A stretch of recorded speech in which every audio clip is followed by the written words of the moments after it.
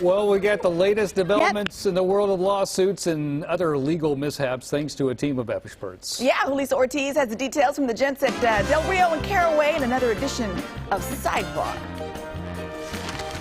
Time for your sidebar this morning. Some interesting stories for you. Del Rio and Caraway. We've got Daniel and Chuck. Good morning to both of you. Morning. We'll start with this one. The federal regulators issuing a big warning to some major companies saying if they're involved with fake reviews, they're going to get fined big time. So what does this mean? This is interesting. It's kind of the first thing we've seen this large. The FTC has put out a warning to over 700 major online retailers. We're talking Amazon, Yelp, eBay, other major companies like AT&T, Comcast, 1-800-Flowers, a bunch of companies.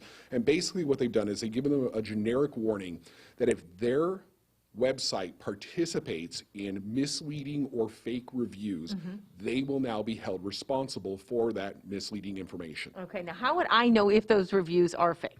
So there's some examples, and the FTC goes through a list of them. Like, for instance, if you don't disclose that there's some connection between the website and the reviewer, i.e. it's a paid review, that's material information somebody would want when they're reading a review.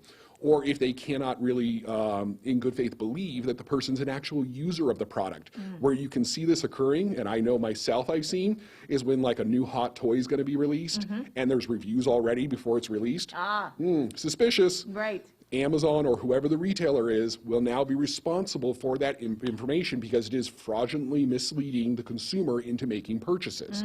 Okay. Up to apparently $43,000 per fake review. Wow, that could add up real quick. Absolutely. These major retailers are definitely going to have a whole new process they're going to have to look through to make sure that these reviews are from actual purchases or people who actually can show maybe like photos of the product or something like that. Okay, all right, interesting with that. Okay, next one here, this out of Idaho, and we share this, the video for this is rather funny. The actual story on how we got here, not so funny, but this out of Idaho, a student caught with a gun on campus. As a result, the district bans backpacks. Can they ban backpacks? I mean, how do they carry their stuff? So you're exactly right. It starts out serious. You have a 13-year-old girl that brings a gun to school, and they find it. Nobody was hurt. The school district then decides that they're going to ban backpacks. And I think more specifically what they do is they ban backpacks that can conceal anything. So they issue an order saying you can carry your school bags if it's in something that's clear, see-through, something like that. So that's when students got real creative. That's the students get really creative. So your first question, yes, the school district can do that. Obviously, there was an emergent situation, and so they issued this order. So the students, this is where it gets fun, all decide to exercise their First Amendment right and protest, and they protest by bringing everything and anything that you can see through that's carrying books. My favorite one in particular is there's one kid who's carrying a fishing net as he like walks by the camera.